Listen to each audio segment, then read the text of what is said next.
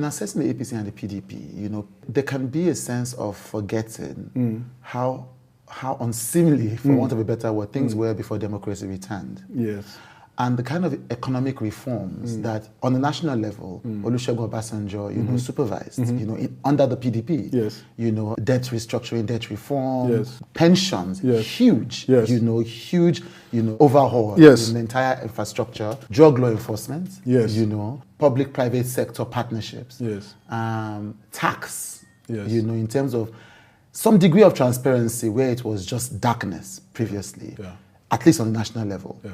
On the state level, Bola Ahmed Tinubu has credited himself with restructuring key institutions in Lagos State. Even the revenue collection, machinery that you have pointed to, he will boast constantly of increasing internally generated revenue in the state, tripling, quadrupling etc. And so, yes, some people say, okay, there have been leakages. They say, well, you have to create wealth first before you can even share the wealth, and he created this wealth. Okay. And then he will talk about the Lagos State Waste Management Authority. He will talk about the Lagos State Transport Management Authority. He will talk about, LASEPA. He will talk about signage agency, LASA, and say these are all institutions that didn't exist that created the foundations for this modern economy.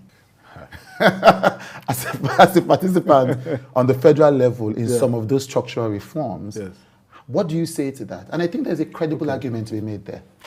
No, so, I think, look, let me take them one by one. Okay. First, at the federal level, I share much of what you said about the Obasanjo era. Right. But I think we've had a downward spiral in leadership quality since he left. So I returned from my graduate study and so on in the second half of Obasanjo's tenure. When I came back, there was a reverse Japa syndrome going on at that time. There was a lot of optimism that was created by the leadership of Obasanjo at that time. And Obasanjo, is a complex man, so he will have some people who say, he has strengths and weaknesses, as we all do. But you can't quarrel with some of these outcomes, right? When I left, a cell phone, you had the 090 cell phones when I left. You remember 090, not 9-0. Not 9-0. It would cost you $2,000 equivalent to get one then. Yeah. And if I had one and you had one, and we tried calling ourselves, most times we won't get ourselves, right? By the time I came back, I don't think it cost me 2,000 naira to get a SIM. 2,000 naira to get a SIM, right? And it was ubiquitous. Everybody had a phone. The naira actually strengthened in the year after I came back, from 150 to 120, right? We got debt forgiveness, as you said. So it goes to say the quality of leadership is critical. It goes to the point I was making earlier, right? But it's been a downward spiral since. And remember that there's a lot of concentration because our institutions are still nascent, weak, there's a lot of, it's quite important who occupies that seat, more so than would be in a place where you have much stronger institutions. Right. So at the federal level. Now at the state, this is where our paths diverge. Although I know you're probably just playing devil's advocate, but look, many of those institutions that you talk about, to me, are institutions. There may be some good things that they do, but they're also used to carry out agendas that are not government agendas.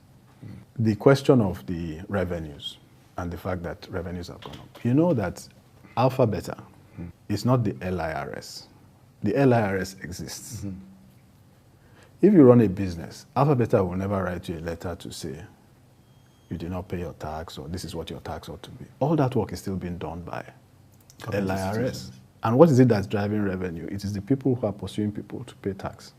What Alpha Beta is doing is more like a record-keeping function and a technology and operations function. You see what I mean? So that is not what is responsible for the driving of the revenue. It may mean that you have better records, but who's saying that those records could not be kept by a government agency? Why must you construct a private entity on a long-term basis for a share of revenues to keep your records. Yes, but I get that, but that's not the argument. The argument is not about the alpha-beta arrangement. The argument is that the institutions that were recreated to drive up those revenue were under the administration of this ruling party. No, we've had the LIRS. We've had the LIRS. What institution is created to drive LIRS? In terms of the effectiveness of the institution, because sector reform is, those institutions exist. No, so, but understand but somebody that, leads them. No, but understand that is the work of government. Do you understand? It's the work of government. Do you understand? Government has to collect its revenue. Yes, but why must you pat yourself on the back because government collects? And then part of that actually is the natural growth of the economy.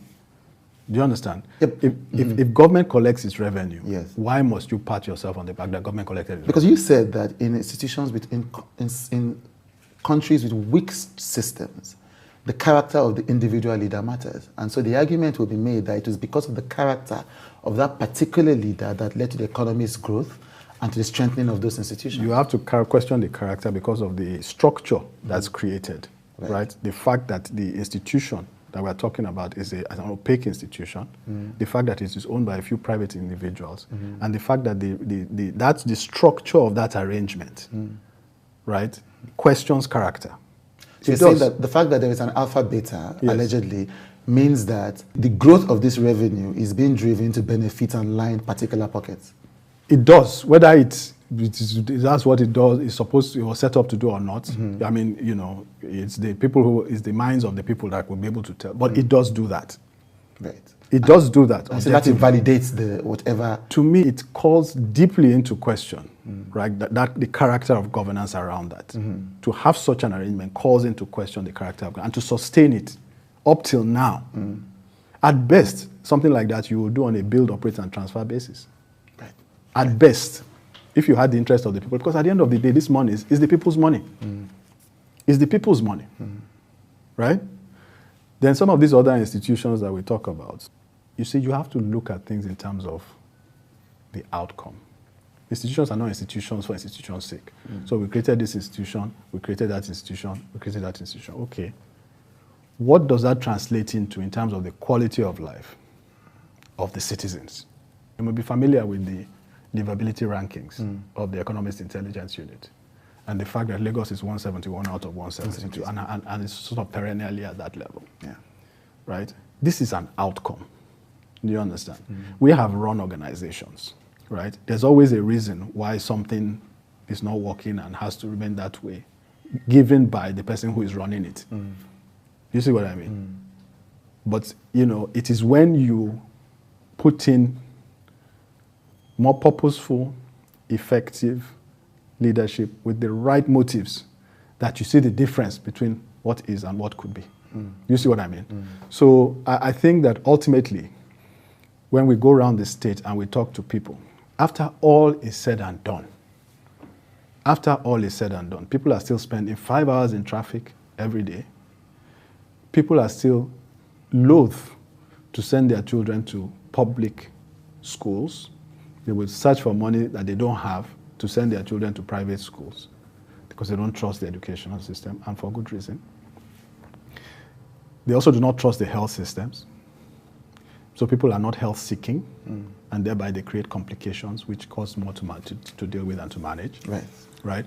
So you have all of these elements which make up quality of life. And we're saying this is after almost a generation. And we cannot continue doing the same thing and expecting a different result. Right. And this is what you do anywhere you have an entrenched management that's been in place for an extended period of time.